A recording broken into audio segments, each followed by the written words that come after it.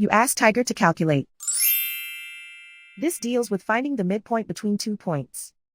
The midpoint between the 2 points is 5.5, -4. Let's solve it step by step. Plot the 2 points and calculate the midpoint using the formula. The coordinates of point 1 are, x1 equals -2, y1 equals -8. The coordinates of point 2 are, x2 equals 13, y2 equals 0. PM represents the midpoint of the 2 points.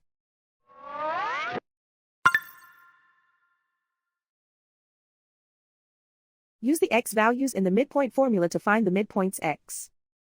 x1 equals -2. x2 equals 13.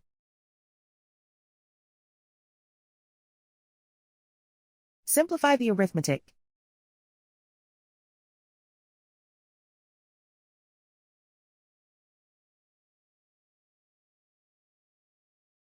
Use the y values in the midpoint formula to find the midpoints y. y1 equals -8.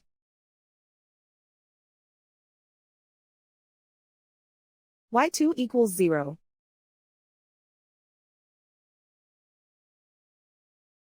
Simplify the arithmetic.